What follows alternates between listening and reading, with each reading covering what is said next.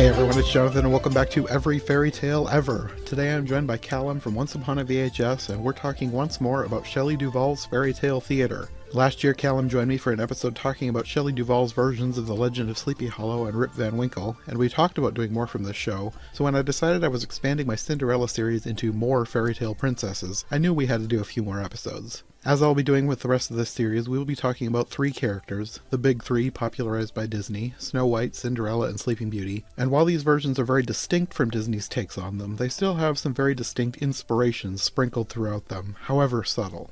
Callum and I will likely come back to do more from this series in the future, and given that this show was made in the 80s, that Disney influence is probably felt more in these episodes than some that will come later, stories that Disney didn't get to until after this show had aired, like Rapunzel or The Little Mermaid. So while we can't help but compare these three episodes to Disney's films, I will be interested to see how unique some of the future stories will be without that Disney influence baked into them, either intentionally or unintentionally. Anyway, that will be a discussion for the future. For now, let's talk about Shelley Duvall's takes on Sleeping Beauty, Snow White, and Cinderella.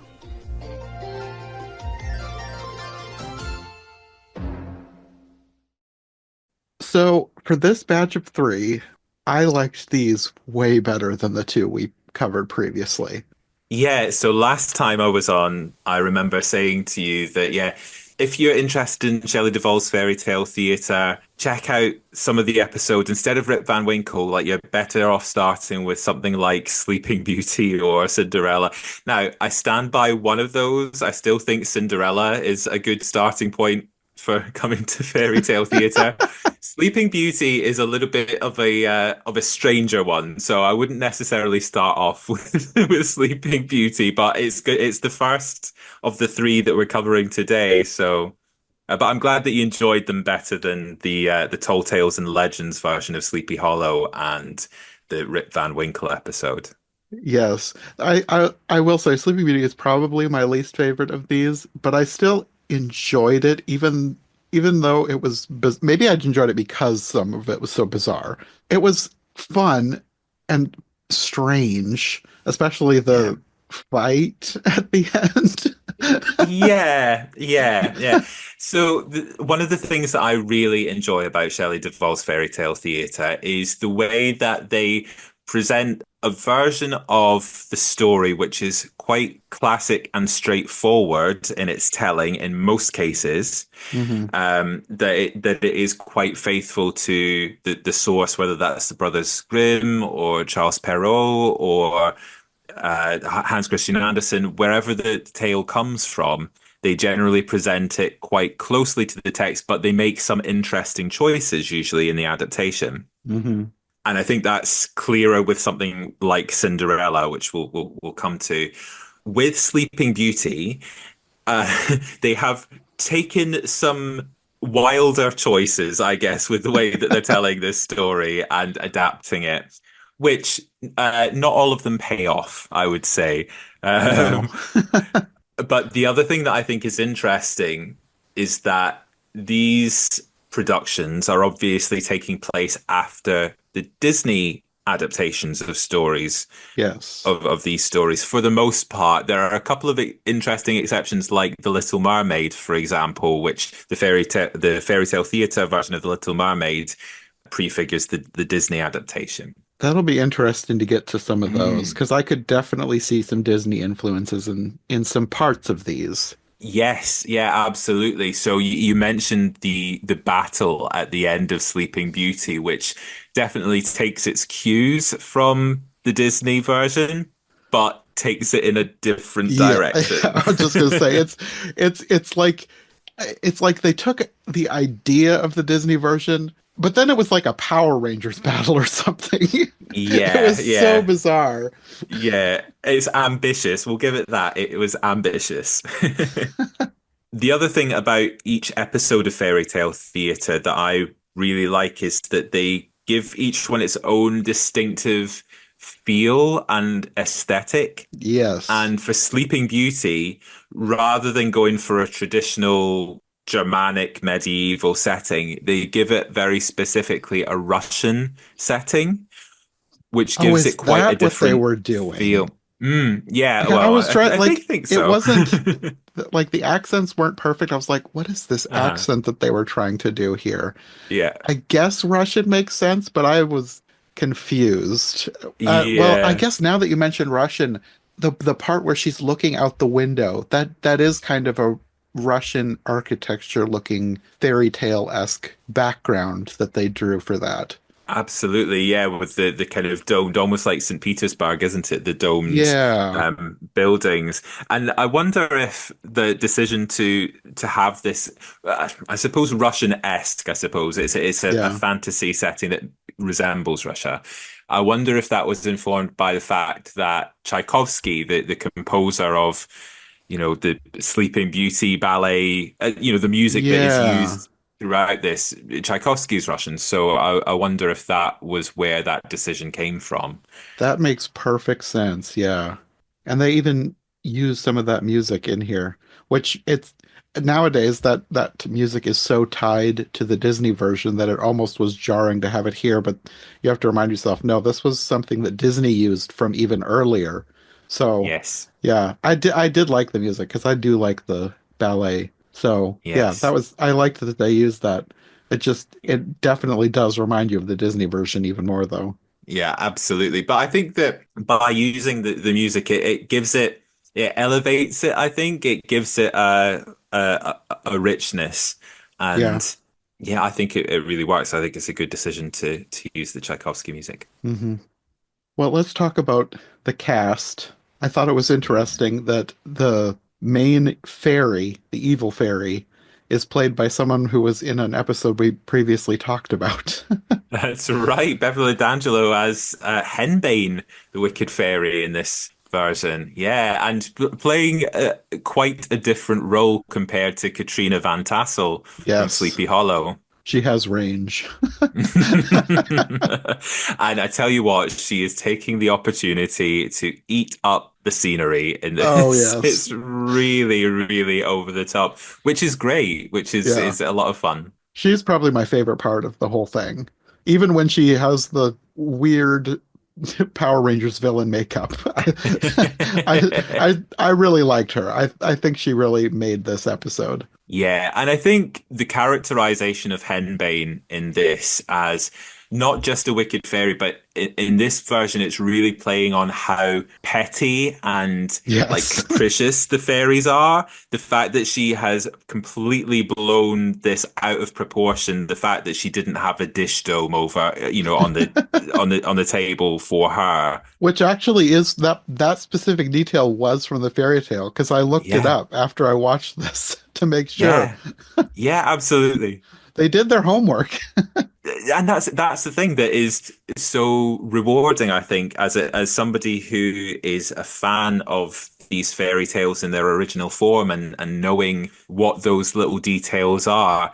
The way that Shelley Duvall's fairy tale theatre uses those details, like uses specific things from the text. And there's another great example from Cinderella that we can talk about later on, hmm and like plays with them. It presents them in quite an interesting way. So the fact that the fairies are so, or this particular fairy is so outraged about the dish dome that she curses this child to die effectively is, yeah, you need to go over the top. You need to go big with that. So I love that Beverly D'Angelo is just absolutely having a whale of a time playing this crazy part. I love how she's like monologuing while stomping all over the table, marching up and down the tables. Totally. And she gets a lot of extra appearances, I would say. It's not like she's just there at the beginning and then she toddles off. Some versions of the Sleeping Beauty story have the lady with the spinning wheel is just a woman. She's not the wicked fairy in disguise. I think I read a couple different versions. I know one specifically, and I'm trying to remember which one. She is not the evil fairy. She is just an old woman Yeah. who's been up there spinning, I guess, for years.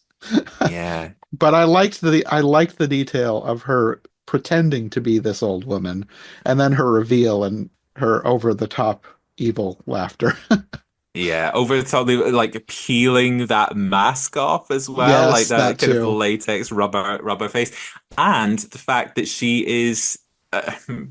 This is something that I had a question mark over as well. The scene with Princess Debbie, Yes. which we can talk about in a bit more depth in a moment, but basically it's revealed that Henbane is has been disguised as this other princess that the prince meets, which was a bit of a wow, okay. So we're not only adding this whole other storyline about princess and the prince going to meet this other princess, but she is also Henbane in disguise.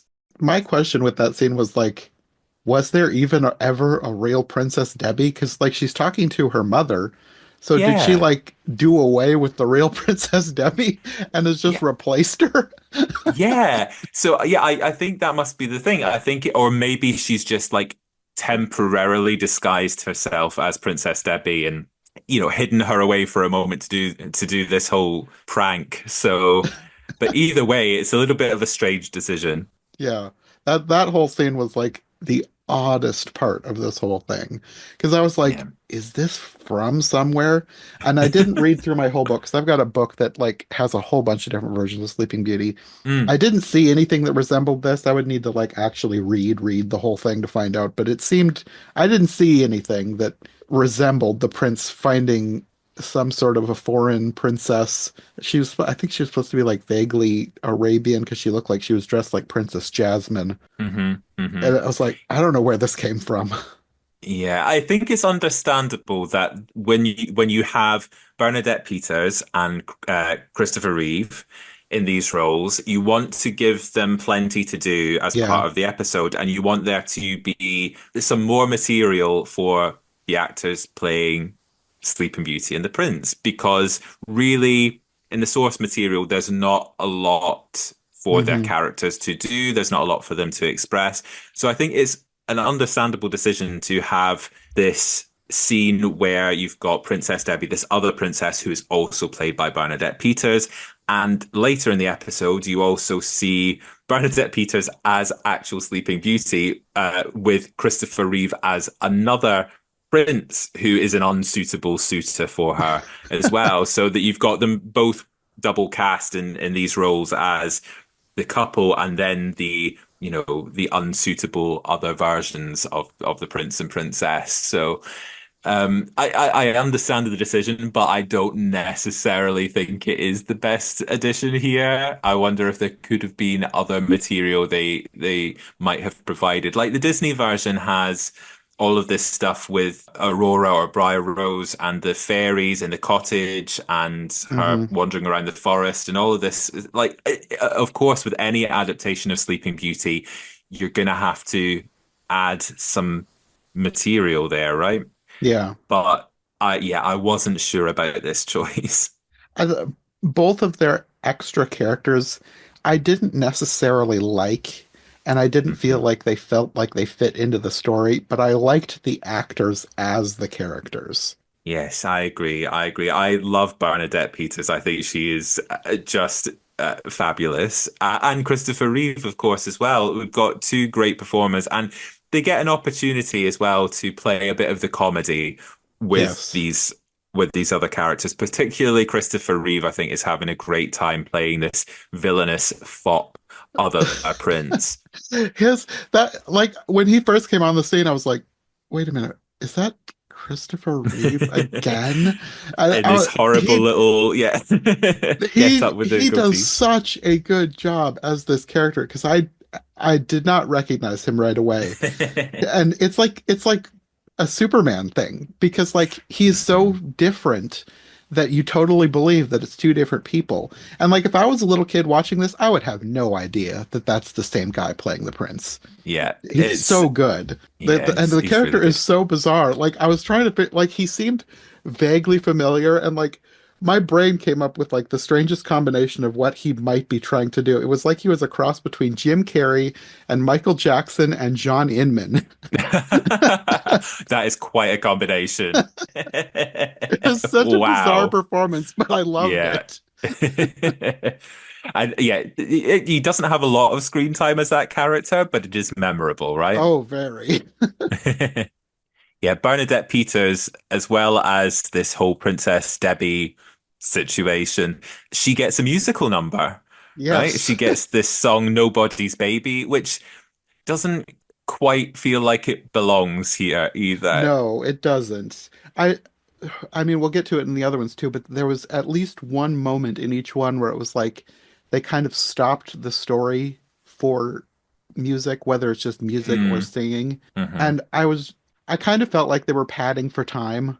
It just didn't feel like it really fit the story. It kind of stopped everything to have Yeah. somebody do a song. Yeah, I understand it in terms of Bernadette Peters, of course, is Oh, yes. an I'm sure that's amazing why they did singer. it. Yeah, but at the same time, I don't think it was the right song, the right choice of song for that moment, and it went on for too long. I do agree. It felt like Yeah. padding in that respect. I think if it was something that was maybe a little bit more closely tied to the character, I would have preferred if they'd given a song to the character of Sleeping Beauty rather than the character of Princess Debbie, who is not that important to the story. I mean, I guess to hmm this version, she's sort of important, hmm but to the story of Sleeping Beauty, I would have preferred Sleeping Beauty got a song rather than Princess Debbie.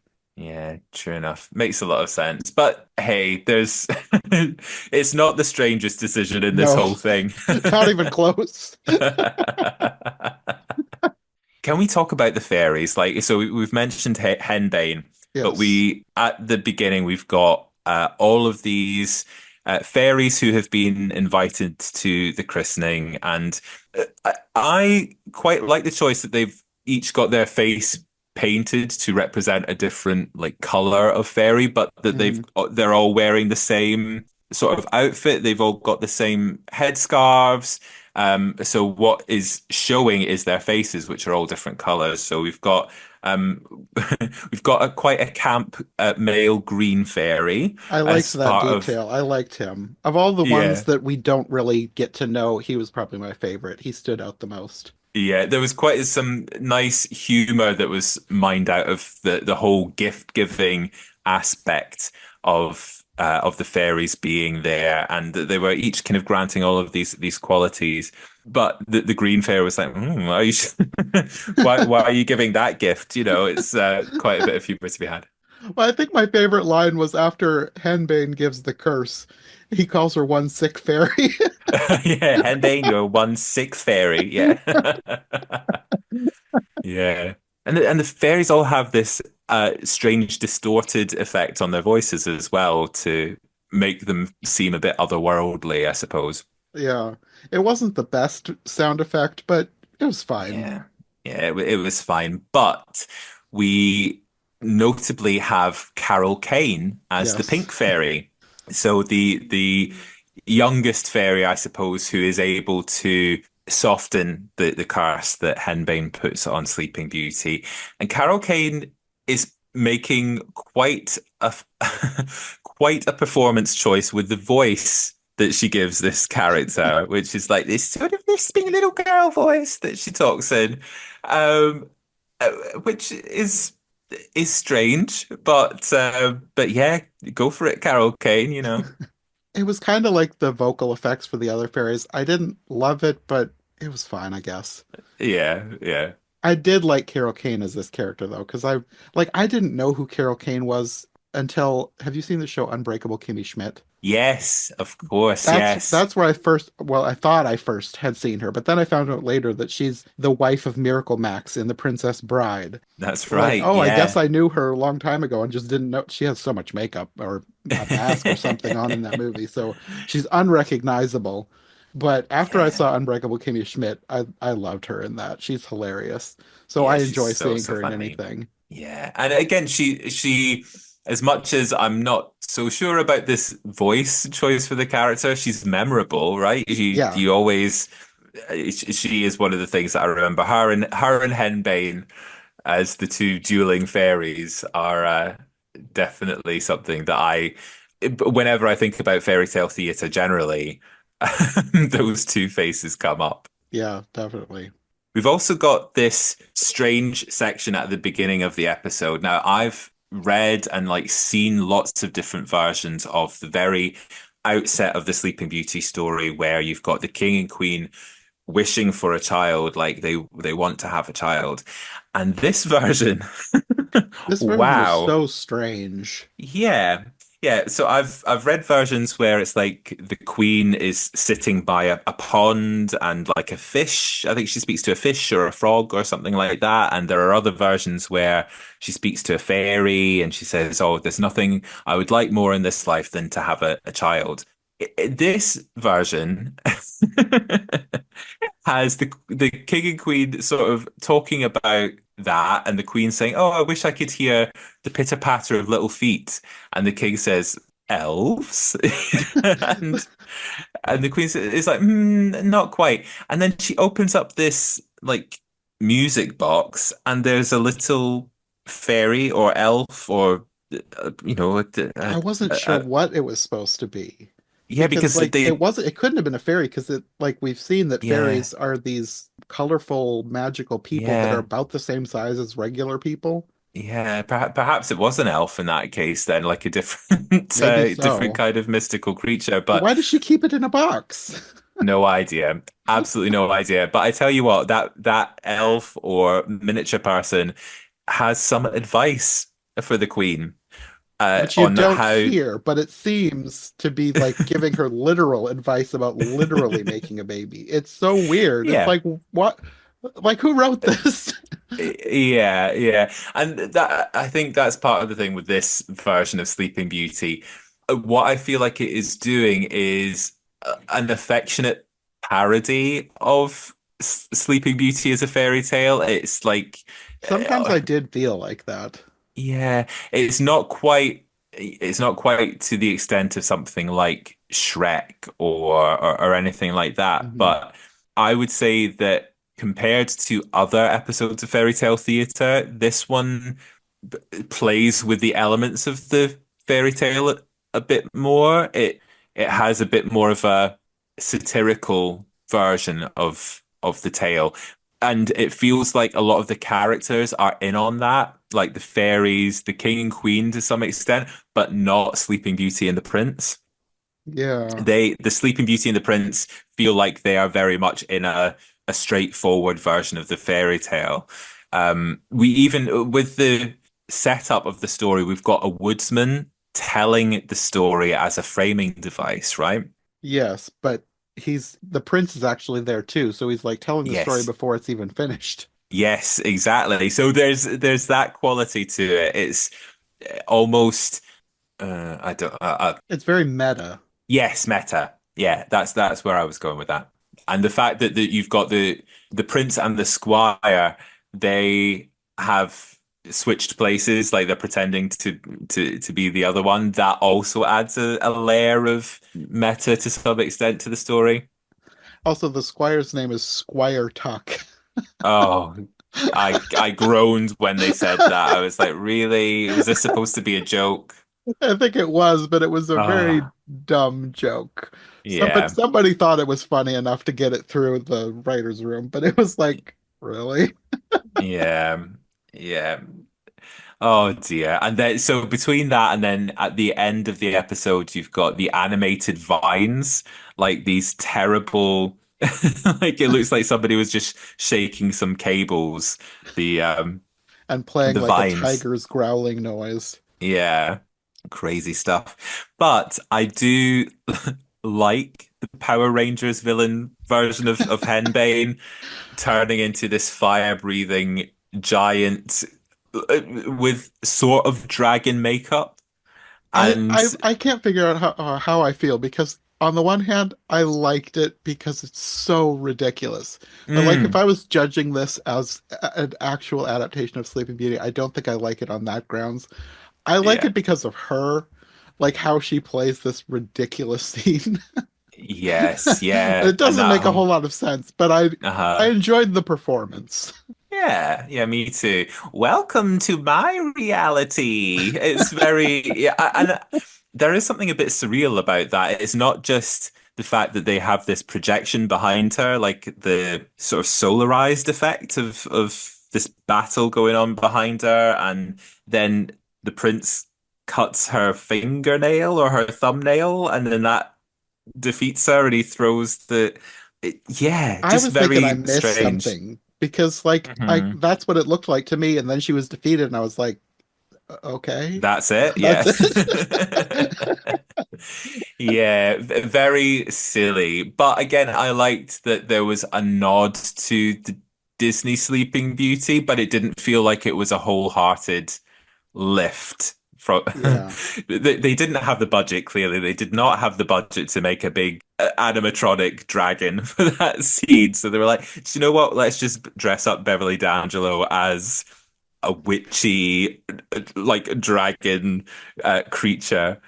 Fair enough. It's entertaining. We'll give it that. Well, my first thought was, are they trying to do Power Rangers? But I was like, no, this came before Power Rangers because she really felt like Rita Repulsa.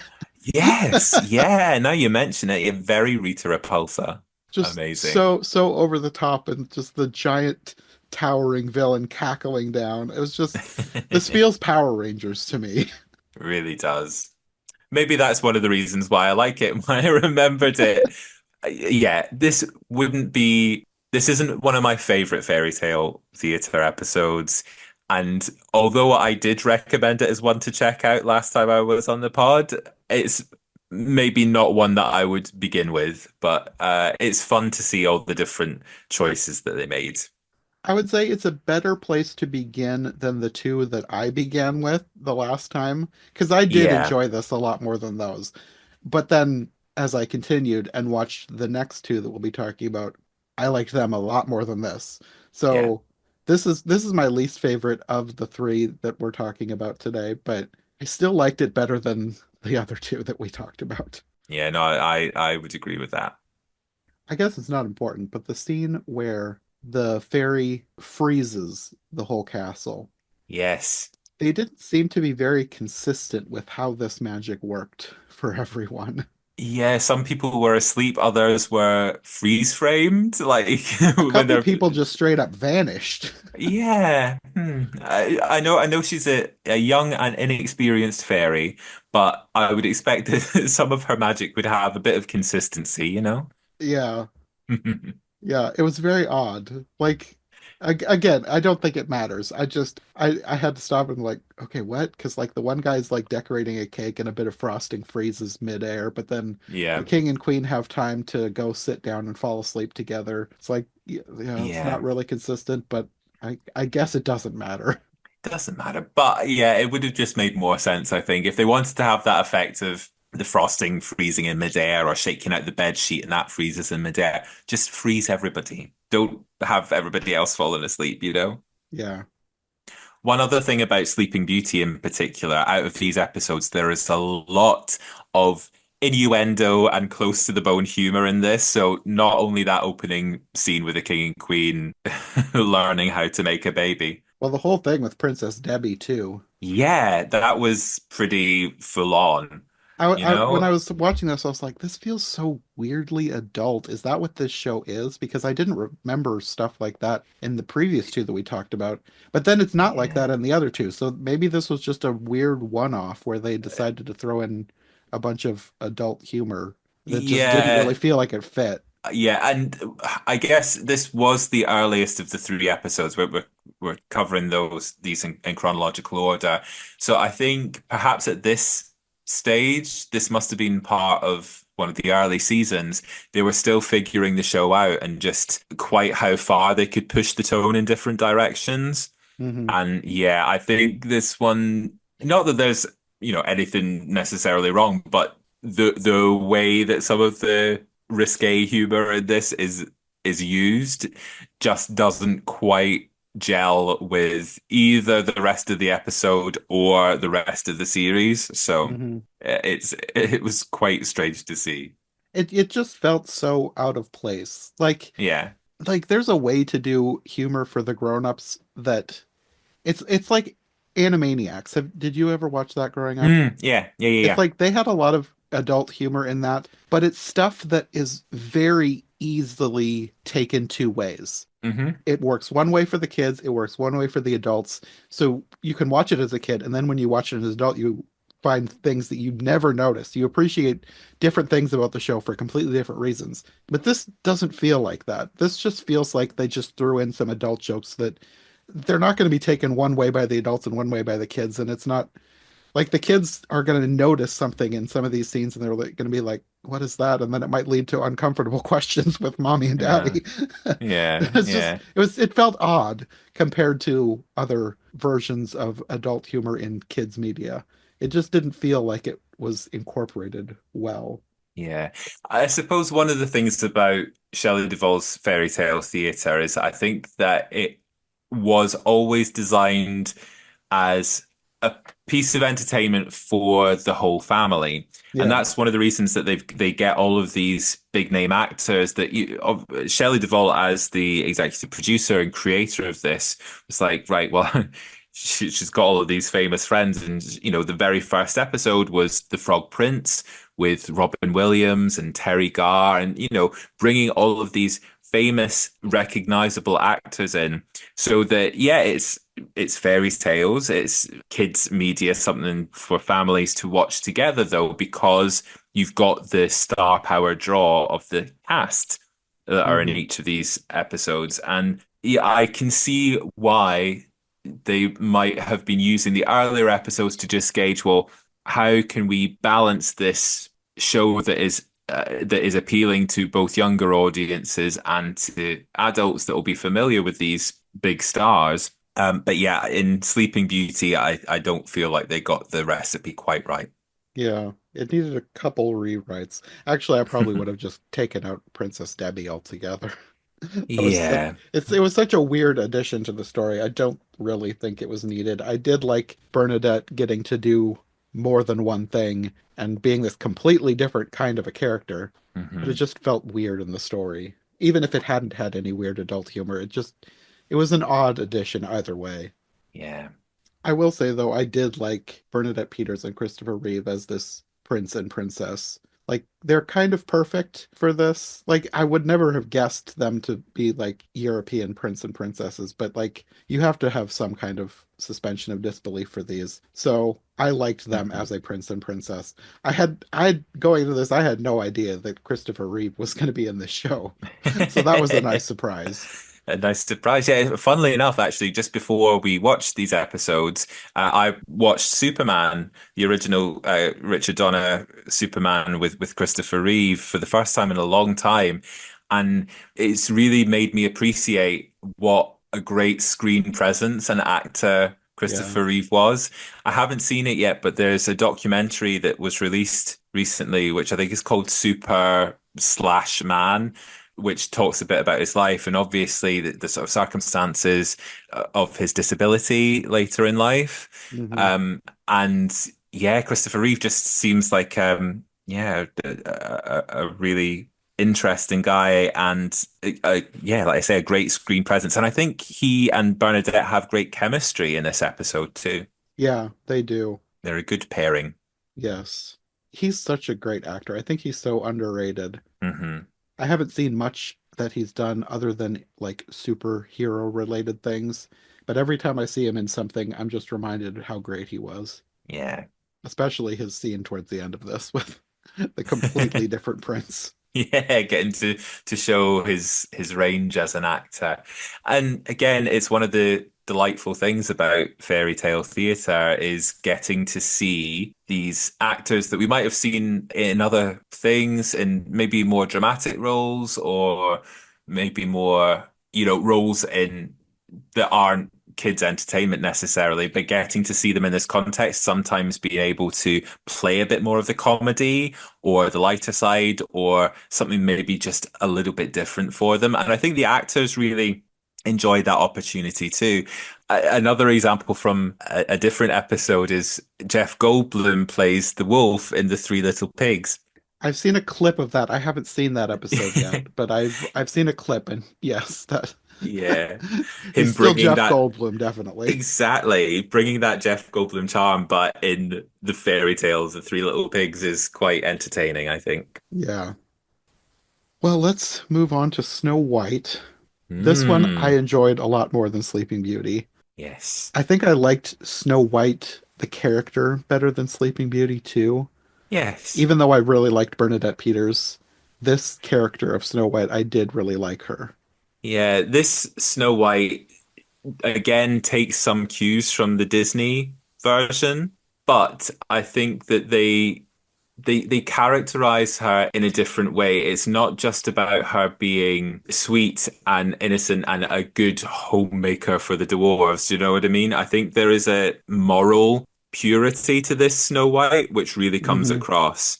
And I think that there was the moment where she prays in front of the huntsman who's been ordered to kill her, and she asks for forgiveness for the huntsman. Yeah. And that felt like, I mean, I can't recall if that is a detail from like the Brothers Grimm version I of I the don't story, think but it is, but I feel like I've heard that before. So yeah, I'm wondering if it yeah, came from a different version because I feel like I recognized a similar scene, but I looked up the Grimm version and it wasn't there. So right. and like the versions, depending on who's adapting the versions, because that's in German, so somebody would have to put it into English for me to read. So Hmm. maybe there was another translation of the German fairy tales that had it. I don't know, Yeah. but it felt familiar to me. Yeah, but again, as sort of a demonstration of this is not just about, a beautiful girl who is nice and sweet. There is something about this version of Snow White which feels uh quite spiritual in some ways. Hmm. This characterization of Snow White, and that she is almost like an embodiment of innocence, I suppose, Yeah, and kindness. which I think to some extent that's very Disney. Hmm. Like the Disney Snow White was very much like that as well. Yeah, Maybe not to this extent, but that was like her main, I don't know, character trait was yeah, how kind quality. she Yeah. was. Yeah, very true. And the design of this Snow White, although the colors are different, I never liked the color scheme that they use for Disney's Snow White. I don't really like the bright yellow and blue and red.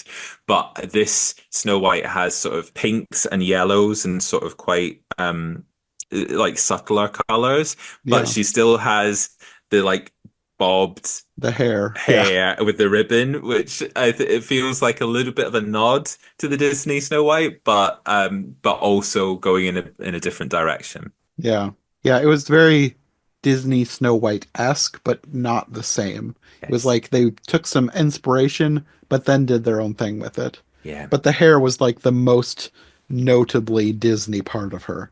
Yeah. And she's played by Elizabeth McGovern, who people might recognize from Downton Abbey. And Okay. yeah, and she's yeah, again, I feel like she embodies this fairy tale princess vibe really well. She's quite a charming presence, and I really liked a lot of the performances in this. So there's Elizabeth McGovern, and then of course Vanessa Redgrave Yes. as the evil queen. With Vanessa Wow. Redgrave, I know she has done so many more things, but to me, she will always be the grandmother slash narrator of the 1995 Wind in the Willows, because I grew up with that movie. So just Oh. hearing her voice, she's this sweet grandmother reading her grandchildren a story, and now she's this horrible, evil, vain queen. Yes. So Oh she my did a goodness. great Yeah. job.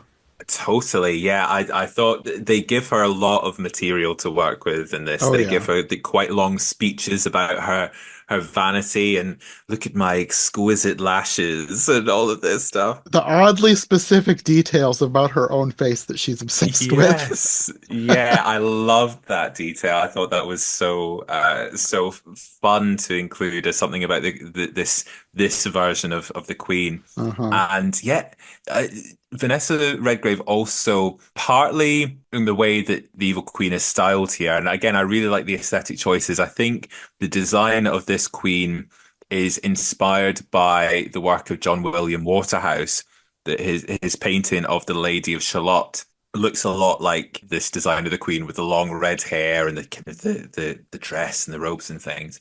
But she also reminds me quite a lot in her performance of Jean Marsh, who plays the evil Queen Bavmorda in the movie Willow, and also Mombi, the head swapping witch princess in Return to Oz, which is one of my favorite films. So Vanessa Redgrave is very much giving that kind of witchy villain that I love from 80s films. So yeah, really enjoyed this performance. Yeah, she was great. I didn't think about her in some of those terms, but I could see that. Like, just her overall aesthetic and attitude. Hmm. She's just like since I grew up with that Wind in the Willows with her as the grandmother, she would not have been like a first choice for like an evil Mm. queen for me, but I'm sure she's had other things and she was absolutely perfect for this. She was so great. Yeah, it's a very fun performance, and just even her twirling around and gleefully Yes. cackling, and in her disguises too, having a lot of fun with the different ways in which she holds herself Uh-huh. as the peddler, or both versions of the disguised character. She's clearly just having a lot of fun, just like Beverly D'Angelo as Henbane in Sleeping Beauty. Yeah. These villain roles, I think, are a lot of fun for actors to play. Oh, definitely. I think the biggest surprise for me was Vincent Price as the magic Mm. mirror. Yes. And a very Yeah. different kind of magic mirror. He reminded me almost more of the wardrobe from Beauty and the Beast, like Disney's Beauty and the Mm. Beast, because of the way, like, his face is his literal real face built into this mirror thing that has doors that open up, like the Yes. wardrobe does. It was a very different kind of magic mirror, because, like, most of the time, the mirror, the face in the mirror is like in the mirror, like in the Mm. glass, in like a swirling vortex type thing. Yeah. But no, he's like literally the mirror. He must have been like standing on a little step ladder or something with his He head must have just been. poking through the hole. Yeah, Yeah. it's quite funny. And I love Vincent Price too. Yeah, so lovely to see him pop up here, even though he doesn't have quite as much to do here. He does have a couple of funny moments where he's like rolling his eyes Yes. at the Queen having all her speeches. So yeah. Yeah, he wasn't like perfectly well used. I could have used some more Vincent Price, but what Hmm. he was given, he did great with. I did the scene with him rolling his eyes at her speechifying to herself. That cracked me up. Yeah. And actually, one interesting adaptational touch, I think, here is that the moment where the mirror says that Snow White is fairer than the Queen comes after Snow White actually gets physically close to the mirror. I Do you know what I noticed mean? that. Yes, the Yeah. idea. I specifically wrote that down because that was an interesting thing that I'd never seen before. And at first, I was like, "So does this mean that the mirror can only judge people if he actually looks on them?" Mm. But then later, he Hmm. could like he still had like the knowledge to know that she was still alive somewhere else. So I guess that Yeah. wasn't it. I didn't know exactly what they were going for there, but it doesn't matter that much, I guess. Yeah, but then again, I wonder if that goes hand in hand with him rolling his him with the mirror rolling his eyes at the Queen speechifying to herself. That maybe it was almost like a kind of revenge in some ways. He was like, "Oh, I'm fed up of her." So, oh, actually, here's the next person that kind of comes close to the mirror.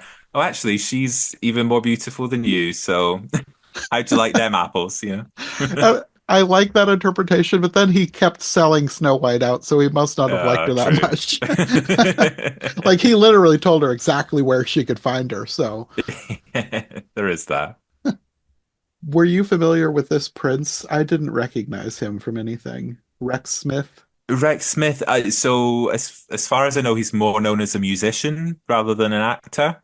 Oh, that makes sense because he kept having some scenes where he was singing to himself in the forest. Yeah, So, yeah, which I think it worked actually. This was quite a different take on Snow White's Prince than I've seen before, and yeah. yeah, I thought it was quite a sweet inclusion that he was, singing his songs to himself in the forest. He seemed like a bit of a dreamer. It was maybe a different kind of characterization of Snow White's prince. So, and a lot younger than you normally expect. Because hmm like I know there's always going to be an age gap with Snow White, especially if you're going back to the fairy tale. Like she's aged up enough in this one that so it doesn't matter. But he seemed like if you're going by the Disney version, he seems a lot older than she is. So it feels like they kind of aged him down to be, if not the same age, then not very much older than she is. yeah. He seemed like he was a teenager. Yes, yeah, and it felt like it felt quite sweet when they got together, and it felt yeah, I liked the pairing of the two of them. It seemed to work, but one one of the interesting inclusions here is the disguised queen bumping into the prince in the forest Yes. and sort of coming onto him. Well, not That sort of that coming onto him, very blatantly coming onto yes. him. When that started happening, I was like, oh no, it's Princess Debbie all over again. But he shut it down, thankfully. Yeah, yeah. Time out, time out. Yeah. It was an odd scene, but I'm glad that it didn't really go anywhere. Yeah. Again, though, it was nice to have a little bit more for the prince to do, I Yes, and I'm glad suppose. that they interacted somewhat because you don't usually get that. The prince almost it's not really like the prince even knows much about the queen Yeah. anyway. So it's nice that they actually had them meet. Yes, a moment for both of them, and again, an opportunity for Vanessa Redgrave to play a bit more broad comedy in that Yes. moment too. So, Well, I like the uh, detail where she thinks that she's still beautiful and then she realizes that she's ugly and then just runs away. yes. Oh, well, this is another thing as well, like the teleporting back to the castle that she seems to be able to do after each attempt. She just sort of spins around and then she's back in the castle. So that seems to be part of the magic for this version of the Queen too. I guess I wasn't interpreting that as teleportation. I was just thinking of it as like Yeah. uh Like a an a, transit, like yeah, yeah, a transition. yeah. I mean, I'm fine with it being teleportation. Yeah, either way, either way. And in this version of the tale, we have two attempts to kill Snow. Yes. Well, three, I suppose, if we count the huntsman. So in the Grimm version of the fairy tale, there's first of all the ribbons or the sort of corset, isn't it? And then the poisoned comb, and then the poisoned apple, right? Yes. And this one cuts out the comb, but we still have the ribbons and the poisoned apple, which again the Disney version doesn't include the ribbons. So this and which I think is quite an understandable thing to do to Yeah. condense the number of attempts because otherwise you run the risk of Snow White just seeming a little bit too trusting of people. If it's happened three times, she's let a stranger into the Yes. house and you I mean, know, it makes more sense in the original fairy tale because she's like 7. yeah, So it's her naivete is more understandable, but when you yeah. age her up into a mid-teenager, then it becomes like, okay, now you're you need to be thinking about things a bit more. But Yeah, I like that they gave her like they made her have different disguises because I don't think that was in the original fairy tale. I think it was just the same old hmm woman peddler hmm disguise. But Yes. they've made two completely different characters for her to pretend to be, and I liked that touch, especially the ribbon one where she's like spinning around and just she loves this costume she's got on. Yeah, isn't it visually so interesting as well? I love Yes. all the ribbons flapping about, and yeah, I think that looked so cool. Yeah. And it is a bit strange, but how the dwarves rescue Snow White after the ribbon thing, they like stand her up and then I know. they dance around to like a maypole, like Yeah, to un. exactly. That was so odd. I mean, it's fine, Yeah. I guess, but it was like, how is she standing up? Yeah, logistically, I don't know quite how this is working. Yeah. But yeah, the dwarves in this version, they don't really get a lot to do or to distinguish the different characters. They've all got names beginning with B, and we have one dwarf, Bubba, who gets more material to work with than the others, and he's like Hmm. the main dwarf character, I suppose. And he gets the sort of lines about, oh, a princess slept in my bed last night. You know, he gets the zingers, he gets most of the kind of funny or interesting lines for the dwarves. But it's not like the Disney version where the dwarves have a particular character trait that they're known for. It's not like happy, sleepy, grumpy, Hmm. dopey, and all of these. This just seems to be more of a collective of dwarves. And again, it's really only Bubba that gets much characterization. Yeah. Did you recognize any of these actors that played any I of the dwarves? Yeah, I recognized Phil Fondacaro, who showed up later on in Sabrina the Teenage Witch. That was the one that I wrote down. He was the only one really that I thought I recognized because I watched Sabrina the Teenage Witch when I was a Yeah, kid. So, like, yeah. I don't fully remember his character. I think he might have been a troll or something, but he was enough recognizable that Hmm. I remembered seeing him before. But I Hmm. don't think I recognized any of the other dwarves. No, I mean there were a couple of sort of familiar faces, but I couldn't quite place. But Phil Fondacaro was like, yes, I know who he is and where I remember him from. Bubba looked vaguely familiar too, but I don't Hmm. remember why he looked familiar. I've probably seen him in something else. Yeah. And again, I think these are all like good performances.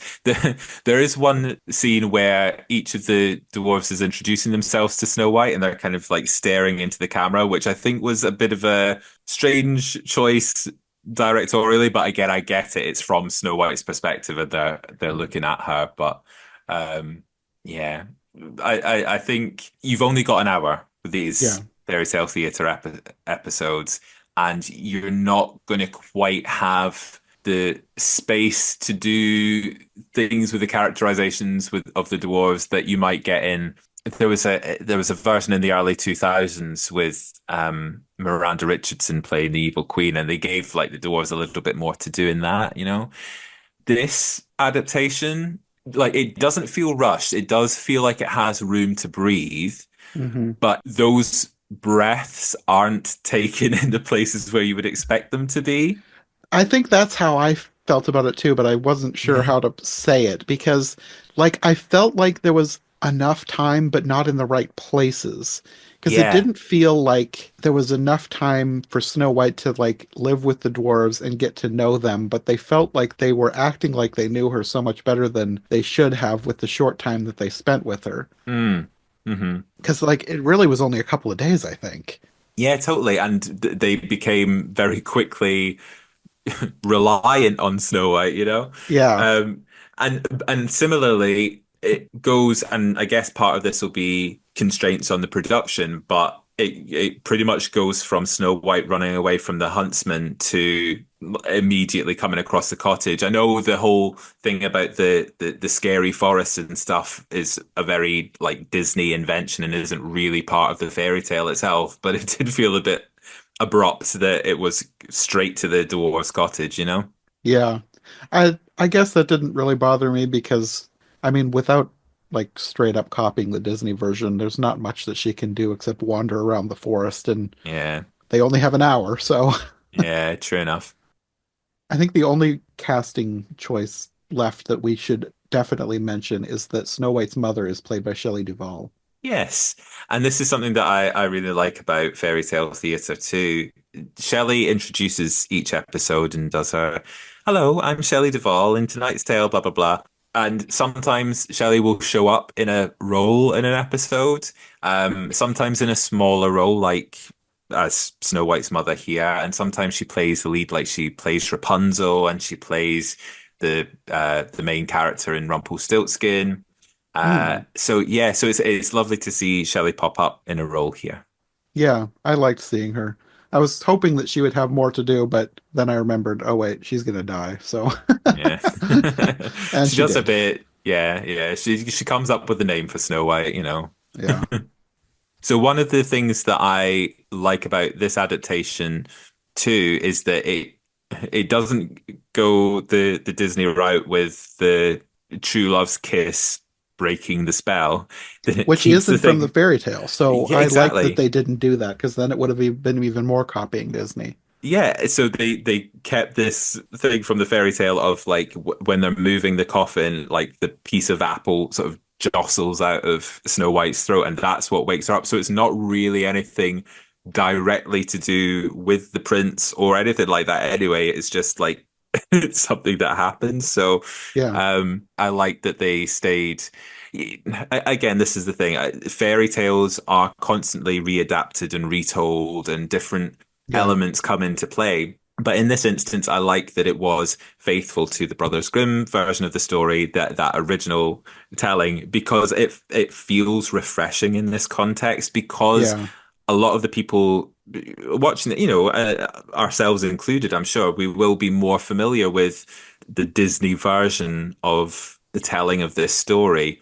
So it's quite nice to have something a bit different. It's refreshing to see a version of this story that is more faithful to the original, especially because the Disney version of Snow White looms so large in everybody's imagination. yeah. No, I'm glad that they did that, not because I have any problem with the True Love's Kiss thing, but Hmm. because, like, at least at this point, I haven't done a whole lot of Snow White versions yet. But of the ones that I've seen, they've all been like wildly different. Mm. So I'm glad to see some, at least one here, that is a lot closer to the original fairy tale. I have yet to find Yes. one that like truly a true full adaptation. Because like for that to happen, I feel like it would be they would need to have at least all three attempts on her life towards the end. Like I have yet to see a Yeah. magic comb.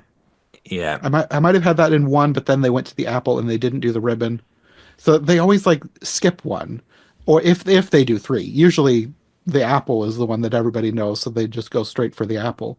So I feel like I would need all three, but like with this one, I guess I'm fine with them cutting out one, but I'm glad that they, for the most part, kept to the Grimm's version. Yes. Because Snow White is always one, I mean, with all of these in some way or another, different adaptations will do wildly different things with it. And Snow White is one that they always try to do something different with. Hmm.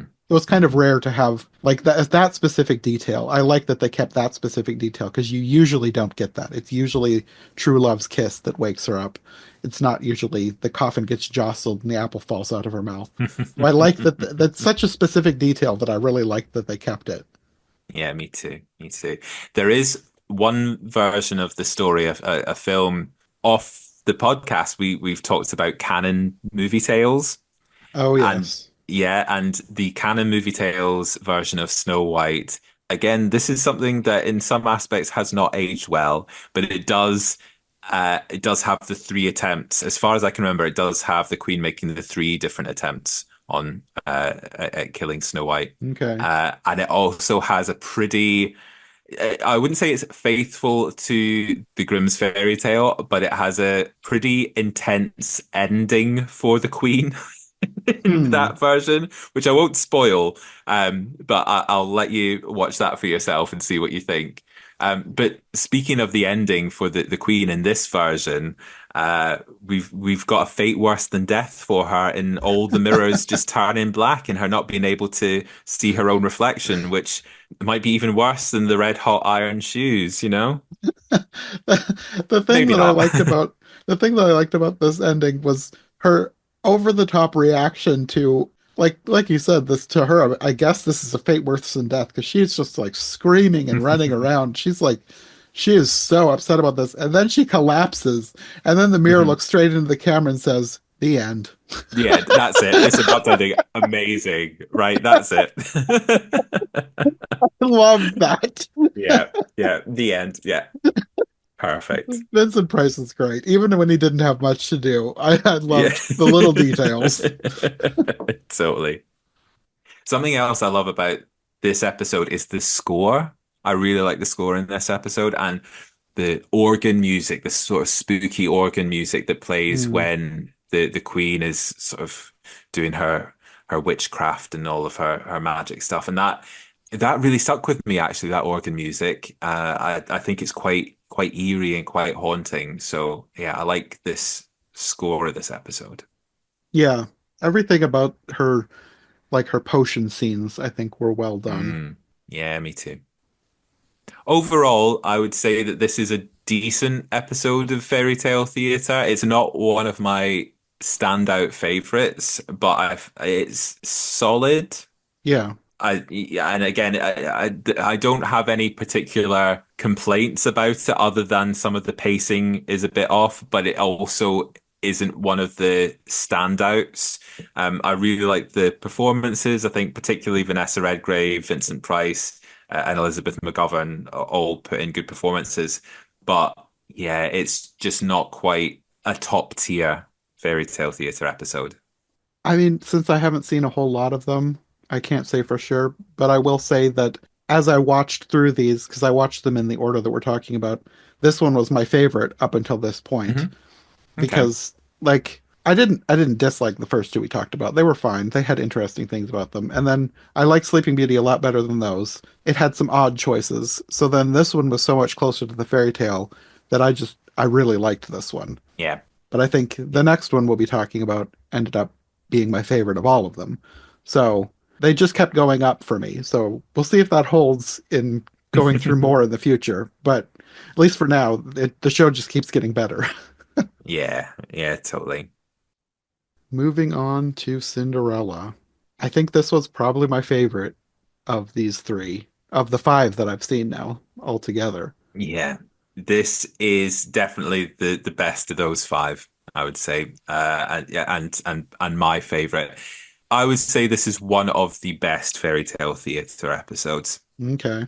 Yeah, I really liked all the performances. Some of them were people that I either didn't recognize or didn't think I recognized until I looked them up later and found I was like, oh yeah, I know them from that place. Like Jennifer Beals. Like just to Mhm. look at her, I wouldn't have known that I knew her from anywhere. But when I looked her up, I was like, oh, she was in the Book of Boba Fett, the Star Wars show. She played the Twi'lek Garsa Fwip. She ran like a spa for a few Right. episodes in the Book of Boba Fett. So I was like, oh, I do know her from somewhere. This only a couple of Ah. years ago, so much later than this Hmm. episode was made. So she wasn't recognizable to me in watching it, but I knew her from that. I knew who she was. Yeah, she did like Flashdance. She did quite a few things in the 80s, and then yeah, in the 2000s she did shows like The L Word and stuff as well. So she's had a long career, and I think she is somebody who I think in the 80s people wrote her off a little bit because she is so conventionally beautiful, and I think people used to perceive her as being a little bit of a wooden actress. But I Mm, don't think that's the case in Flashdance. In this, I think she's a really charming screen presence, and I think in more recent years she's absolutely proved that. But I think you can see how talented she is all along, even in this, because I think this characterization of Cinderella is quite different from a lot of the other screen versions that we've got, and I know you've covered quite a few Cinderella variations yeah. on your podcast. Of all the ones we're talking about, this is the one that I've seen the most versions of. Right. Okay. And how did you feel about this version of Cinderella herself as a character? I liked her. I think there are other Cinderellas that I like better, but that's nothing Hmm. against Jennifer Beals. It's Hmm. she did perfectly fine. She's like a very good Cinderella. Hmm. I don't feel like there was anybody that really stood out except for the fairy godmother. Like she was probably my favorite thing in this whole show. The fairy Yes. godmother, Jean Stapleton. Gene Stapleton giving it a full tilt Georgia accent and being, yeah, very much a Southern Belle fairy godmother. Yeah, just very charming. I think that there are a lot of charming performances in this. Yes. Gene Stapleton, absolutely. I also love Eve Arden as the stepmother. I liked her too. She's not a favorite stepmother because I've seen a Mm. lot of stepmothers by this point. I think I'm more used to not being like afraid of the stepmother, but the Hmm. stepmother, I prefer the stepmothers who you feel like they're dangerous. Yeah, And I yeah, don't get that from she's like a goofy stepmother. Like yes. I enjoyed her performance for what it was supposed to be, but she's not a favorite stepmother, but only because there have been some amazing performances as the stepmother in different versions that I've seen. Yeah, yeah, no, I totally get that because yeah, there are some really villainous and cruel stepmothers, like from Hmm. Kate Blanchett to the Disney Lady Tremaine. Yes. But yeah, this version of the stepmother, what I thought was quite interesting about this characterization of her is that yeah, she's sort of goofier and a bit sillier, but there's the scene where Cinderella says basically, well, why are you being so horrible to me? And the Hmm. stepmother replies, listen, nature has been very kind to you. You are beautiful and kind and all of these good things. And I don't have that. And your stepsisters don't have that at all. So we're redressing the balance by just making life as horrible as possible for you. I think that was my favorite scene with her.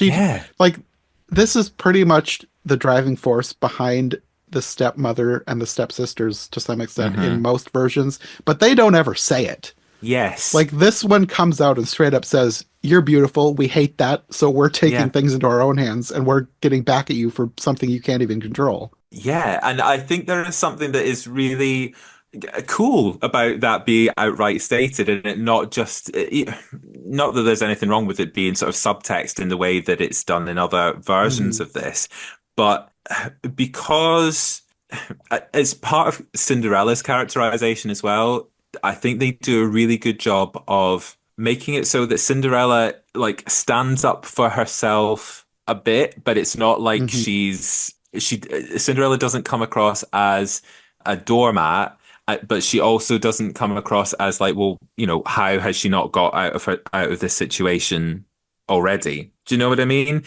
Yeah. She's capable and she questions things, but she also kind of understands what the situation is. Yeah, Um, I know that's a criticism a lot of people level at hmm Cinderella, like, why doesn't she just leave? But, hmm like, what choice does she have? Like, Yeah. especially in her time, where could she go? What could she do? hmm Like, she doesn't really have a choice. Exactly. But I liked this scene in particular when she says something like, "Well, I don't agree." hmm But, like, that's as far as she can go, really. She just says, "I don't agree." Yeah. And we see how that treatment pans out when the stepmother is saying, oh, this is what the division of chores is going to be. Yes. So Cinderella, you'll be responsible for, and like lists everything. And then stepsisters, one of you will be in charge of making sure that you're brushing your hair in the morning, and the other one in charge of making sure you're wearing fashionable clothes and laying around. Do you know what I mean? The It's the worst thing that she gave the stepsisters was to answer the door, and then there was a protest, and she was like, "Okay, well, Cinderella Yeah. will do that then." Yeah, exactly. And yeah, and Cinderella's like, listen, I think what did she say? It's like, I think that's maybe a little lopsided, Yeah, And it's like, no, that gets shut down right away. This version of Cinderella has, from the outset, it has quite an autumnal, like fall vibe to it, yeah. They which, even call that out with the ball. They say you're yeah, invited to the autumn ball. The theme is yeah. autumn. Yeah. Theme is autumn. Yeah, and which of course, like that suits it well that we've got the It pumpkin, makes which plays a sense. I'd role. never Yeah. thought about it before, but it makes sense because there's a pumpkin in the garden to be hmm transformed. So it hmm makes sense that this is autumn, but I had never given a thought to what season it was supposed to be in other versions Yeah. I've watched. Yeah. And I think there is a bit of a bittersweet sadness to this version, although it's very light and although it's very there's a lot of comedy in this telling Hmm. of Cinderella. There is a bit of a slight underlying sadness to it, which I think is true of Cinderella as a story anyway. Like from the versions, like the Brothers Grimm version, which has the tree and the mother's spirit associated with the tree, Yeah. and to the Perrault version, which this adaptation is more closely based on. I think there is always like a little bit of a sadness about Cinderella's situation and that she has to sort of get herself out of this treatment. And I think that comes across. And there's the where we start is with Cinderella being told about her father's death, the news of that, and this score for this episode, which is by Jimmy Webb, who wrote the song for the songs for The Last Unicorn. Oh, Mhm. okay. Yeah, it's quite like there's a lot of this sort of string music, and it's quite sweeping and quite emotional right from the get-go. Yeah. So I feel like this Cinderella really sets the tone early on. It's autumnal, it's a little bit bittersweet. You really get the feel of what this episode's going to be quite early on. Yeah. I didn't think much about it, but Now that you mention that, I could see the parallels between The Last Unicorn and this, musical Mm. wise. Hmm. Hmm. Yeah, it's and again, this The Last Unicorn is a movie that has a lot of that bittersweetness Yes. and sadness to it. And maybe I'm transferring it over a little bit, you know? Um, I mean, I don't think you are completely. You might be. I think you interpreted it a little more bittersweet than I did, but I could totally see that. But I mean, it comes with Cinderella to begin with because yeah. depending on the version, I mean, obviously her father always dies at the beginning, Hmm. so there's always a little of that. It's just whether or not they place more emphasis on the father than they do in Yeah. other versions. Because some versions kind of gloss over the fact, like you'll start in the middle of the story where Cinderella's already been made a servant. Like the Disney version has a little bit at the very beginning, but then the father was never important, so you don't really get that underlying sadness in the Disney version. Yeah. But this had just enough that you get a little bit of it. Yeah, and I think it is there to cut the sweetness, right? You've got a lot of broad comedy in this. You've Hmm. got a lot of sweetness, and you've got all the fairy tale glamour of the ball and the dresses, and all of the fun stuff that is part of the Cinderella story. Hmm. So yeah, I think you need to have something to cut that a little bit. Yeah. What did you think of these stepsisters? Yeah, I like them. Again, I feel like the stepmother was the driving force there. Oh, The definitely. scene, yeah, the scene that I did think was a really cool inclusion was the school friend of Cinderella showing up at the door, Yes. and saying, "Hey, oh, is Cinderella there?" And the stepsisters have answered the door, and they're like, "No, she died." Like for the most part, like even that is not really obviously like Yeah, horrifically evil, but for the most part, the stepsisters were just kind of goofballs. That was the first moment where they're like, okay, yeah, they're evil too, but they're a different yeah, kind of evil. Because yeah, he can hear them like snickering behind the door. yeah. like this is this is obviously a horrible thing that they're doing, but Yes. it's not played that way. It's like this is really goofy. Yeah, it's goofy, and I think it just works. And again, that aspect of the friend of Cinderella's from school coming to see if she's okay, or coming to visit her, that does a bit in terms of giving us a bigger world Yeah. that Cinderella has lived in. Before this happened, before the stepmother kind of took over, she had this life, and people liked her and got on with her, and she had these relationships outside of being a servant to the stepmother and stepsisters. So I really like that inclusion. Yeah, it was a nice detail. I think the thing that I enjoyed most about this version, not just the fairy godmother, but the way they used her character to, I guess, enhance the character of Cinderella, because it's not like Yes. she shows up, does some magic, and then is gone. The fairy godmother comes, she's part of this. They have a whole long scene. Like even the part with the pumpkin, like they need a pumpkin and then they have to clean out the pumpkin so that she doesn't get Yes. seeds and goop in the carriage, which Yes, and I love that too, and that's a detail that is actually in the Perot version of the story. oh, what I haven't read that version for a while. Yeah, I went and checked it out. So it's the translation that is from Andrew Lang's Blue Fairy book, but it is from the Pro version. It specifically says the fairy godmother scooped out the pumpkin and used the rind to transform into the carriage. And I was like, what a cool thing that they've It included this little is. detail.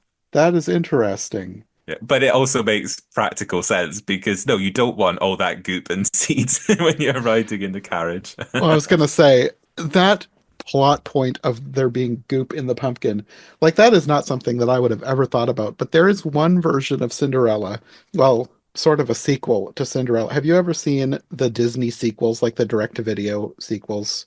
Oh, They're kind of horrible, except the twist the in one is time. kind of not. Yes, the twist in time is kind of like it is so much better than it has any right to be. It's not amazing, but it is so much better than it has any right to be. Yeah, But so the I detail of the pumpkin when the spell is over, the pumpkin is changing back as she's fleeing the castle. She's like in the pumpkin and it's changing back and mhm. it's like growing all this goop and seeds around her. And I was like, that like the people who are given this assignment, like this may not have been a passion project, but they went in and did the best that they could do with this Hmm. project. I Hmm. really liked that detail. Yeah. Yeah, I haven't seen that movie, but I've seen a clip of that sequence, and it's quite intense because it's like the carriage as it's turning into pumpkin is like about to fall off a cliff or something as well, isn't it? And Uh-huh. she's struggling to get out. Yeah, I was like, wow, okay, I wasn't expecting this Cinderella sequel to go quite so hard, but go off, you know. Yeah, the plot of that is so weird. It's like they change history. Like the fairy godmother's wand ends up in the hands of the stepmother, so Hmm. she changes history to make Anastasia be Cinderella. Right. So the real Cinderella doesn't get the prince, and he goes off with Anastasia.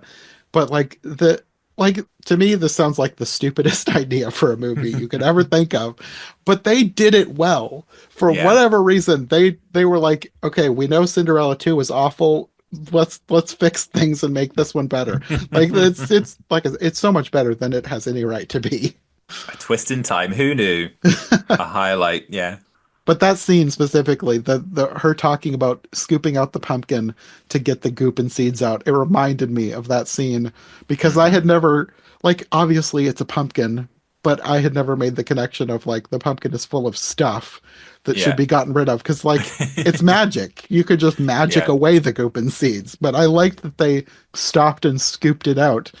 Not just for that fact, but like I liked that it gave them more time together as characters to talk. Yes. Like you have more than one scene like that. Like they have to go and catch the mice as well. Like I always think of like for most versions, when the fairy godmother shows up, she just does her thing and it's gone. Yeah. But this version sticks around and they have time together. They get to know each other. And I really like that. I think that's the main reason why I liked this version or this episode so much better than the other episodes. You just get more time to know Cinderella and her fairy godmother. Yes, and those conversations between Cinderella and the fairy godmother also bring out different aspects of Cinderella's character development. So Yes. Cinderella specifically says to the fairy godmother at one point, "Why didn't you come and help me before?" Which is a But valid she question. her specific line was, "I wish you would have been there when my stepsisters were tying me to the banister." Yeah. Exactly. Like, Right. okay, what was going on there? Yeah, yeah, and it's funny, but it's a it's a good question. It Um, is. but also, I think after the second ball, when Cinderella has come back and she's heartbroken, Mhm. and she has the conversation with the fairy godmother where she says, I wish you had never came, and I wish that this had never happened because now that I have had it, and now that I've had this experience, then it hurts because I won't be able to get it back. And I thought that was a really sort of emotional and interesting way to play that. Of course, she had that gratitude and she was so excited after the first ball, but then to balance that with the heartbreak that she's experiencing at that moment. Again, it's the balance of the upbeat comedy and broadness and fun and laughter, but also this real emotional grounding to this telling of the story that really appeals to me. Yeah, definitely. Most of the conversations with the fairy godmother just had something in them that I really liked. Hmm. Like after the first time when Cinderella comes back and the fairy godmother is waiting because she wants to know how it went, and Cinderella says something like she hopes it wasn't a dream. Like this really happened. This is real, wasn't it?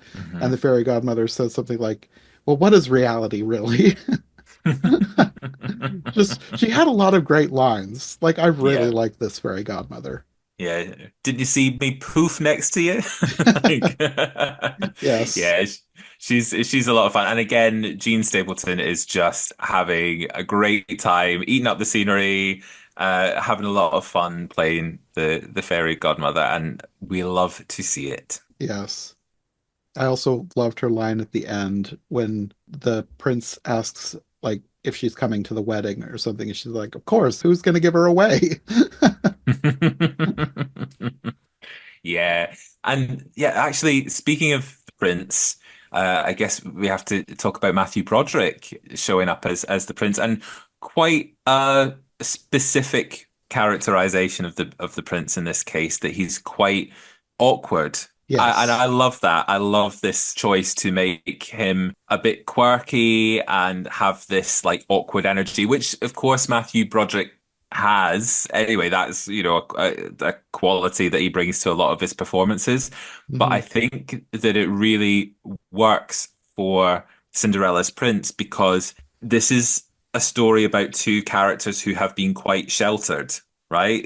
Yes. Cinderella has been kind of in this bubble of like having to play this role of a servant to her stepmother and stepsisters, and the prince has been very sort of sequestered as a royal and these particular standards that he has to live up to, but also being quite sheltered. So I think it really works well to, instead of him just being effortlessly charming in things, that they are both a bit awkward and that they are learning from each other together in some Uh-huh. ways. And I like that they have more than one night together. Yes. Like that's one of my favorite things about the Grimm's version as opposed to the more famous Perrault version. Hmm. Because in the Grimm's version, there's multiple parties. And Yes. like as much as I like the version that everybody's familiar with, I like the prince in the Grimm's version way better because after I read that, I was like, you know what? The prince in most versions of Cinderella is a bit of an idiot. Hmm.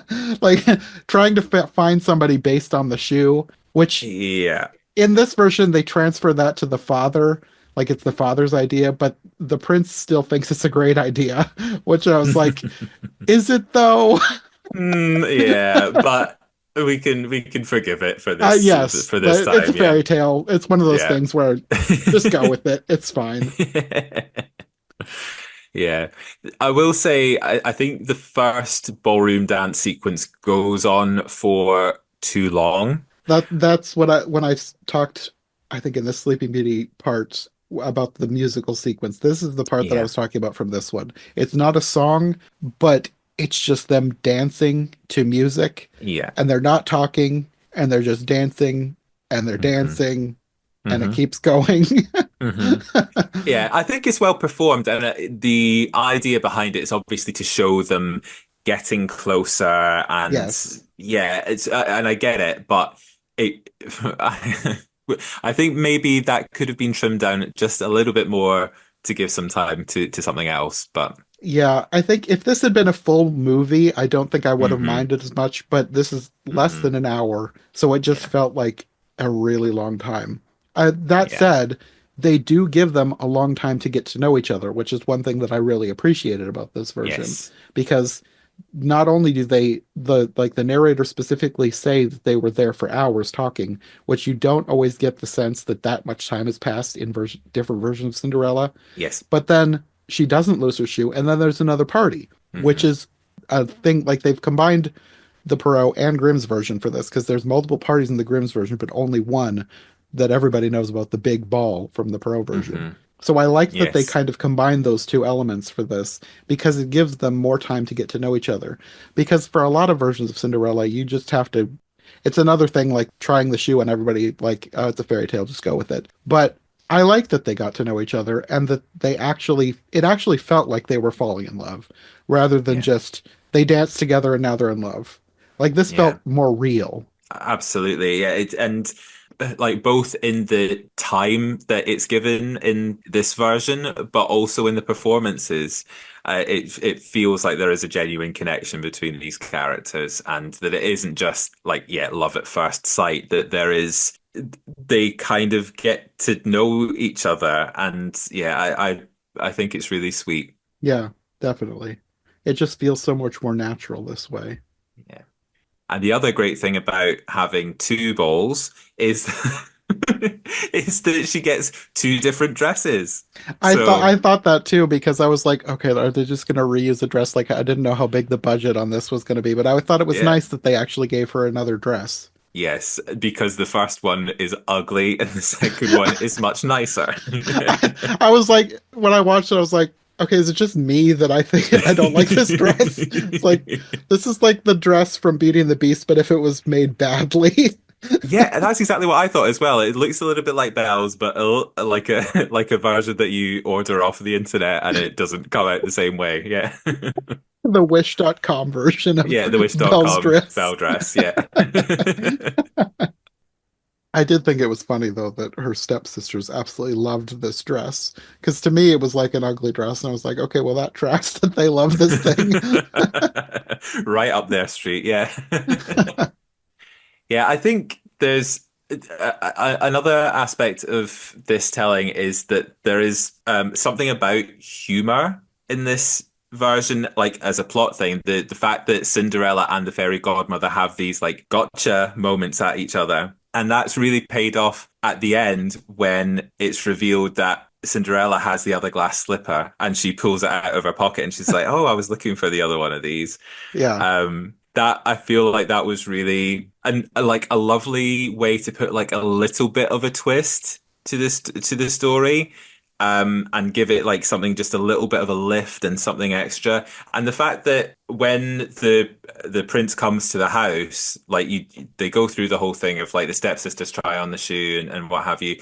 But like Cinderella is the one who says, "I'm here as well. Let me try the shoe on." It's not that there isn't a whole rigmarole about like they find, they have to find her or whatever.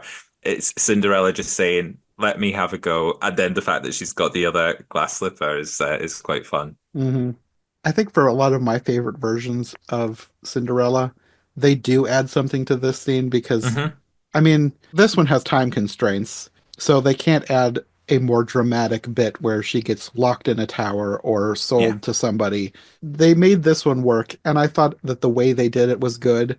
Like, they didn't even, like, the stepfamily didn't even think about the fact that Cinderella might be around to try on the slipper. That Hmm. in their minds, like, she's not going to try on this. They did that didn't even cross their mind because they don't even think about her, and Hmm. I liked that. Yeah.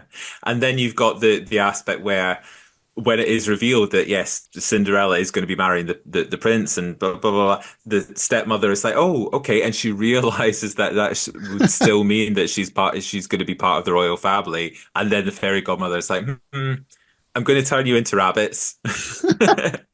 But just until midnight, but it's Yes. still enough of a punishment. And to begin with, I was like, I'm not sure how I feel about that choice of like turning them into rabbits.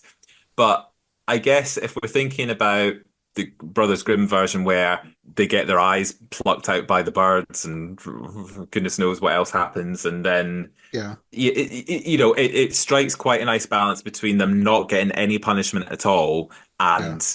and like a really extreme punishment. And Yeah. it just sort of goes with this sort of lightness and airiness and sort of jokiness of this version that, yeah, they're going to get turned into rabbits. So they're having some punishment, but it's not going to be forever, you know? Yes, I kind of felt the same way because when they first turned around, I was like, okay, well, Okay. like that's fine. Like, I mean, they need some sort of comeuppance, but like being permanently transformed into an animal is it's a bit Yeah. much. But then I really liked that they had that there be the time limit, just like the other magic. Although that does beg the Hmm. question, like, why is this magic dress more permanent than the others? But whatever, we'll just go with it. Hey. But I liked that this magic to turn them into rabbits had an expiration date as Yes. well at midnight, just like the other magic. I Hmm. thought it was a nice way to tie that back. Hmm. Yeah, me too. But yeah, all in all, this one was my favorite of these three that we're talking about today.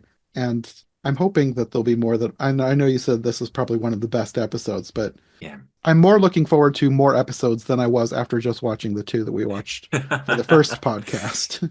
Good. No, I'm glad because yeah, I think this episode Cinderella showcases so much of what I love about fairy tale theatre. You've got some big stars in here. You've got a faithful telling of the story, which combines like maybe a couple of elements from different versions of the story and adds some of its own little twists here and there, but it is still honoring the spirit of the traditional fairy tale. hmm Yeah, I think there's a lot that I love about the series as a whole is present in this particular episode. So what I would say to people is if you've never seen fairy tale theatre before, Cinderella is probably a good starting point for this is what this series is all about. So yeah, definitely a much better starting point than Rip Van Winkle or The Legend of Sleepy Hollow. So or Sleeping Beauty for that matter. Yeah. Well, I'm glad I watched all those episodes because, like, even though they weren't the best, they still had interesting things in them. Yeah. So, I mean, that's the way with most things I talk about for every version ever. Like, not everything can be a winner, but they're all interesting in their own way. Hmm.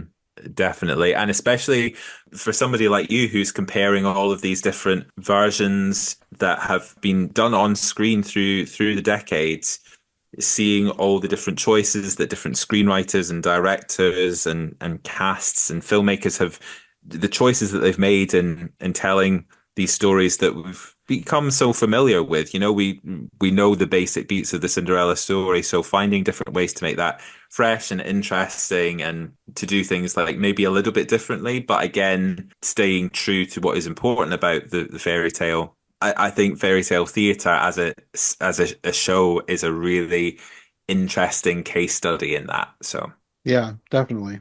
I'm glad that we've been able to chat about it. Yeah. Yeah. And we'll probably talk about more in the future because there's so many Hmm. other stories that are in this show that I will eventually be covering. So, Brilliant. I look forward to it. okay, well, I'm sure you'll be back for more in the future, but until then, Hmm. would you like to let people know where they can find you if they'd like more from you? Yeah, absolutely. So I'm one of the hosts of Once Upon a VHS podcast, which is an 80s and 90s fantasy movie podcast covering all kinds of different fantasy films. You can find us most places that you can listen to podcasts, and you can also follow us on Instagram or Blue Sky at Once Upon a VHS. Okay, well, until next time. Thank you very much, John. Thanks for listening to Every Version Ever. If you enjoyed this episode, make sure to subscribe and follow my co-hosts as well. My link tree and all of our links will be in the description below. If you want more of my content, all my podcasts are available on YouTube as well as most podcast platforms. If you enjoyed this show, check out one of the other podcasts or check out my Patreon for bonus and extended episodes you won't find anywhere else. We'll be back soon with another brand new episode, so thanks for listening and we'll see you next time.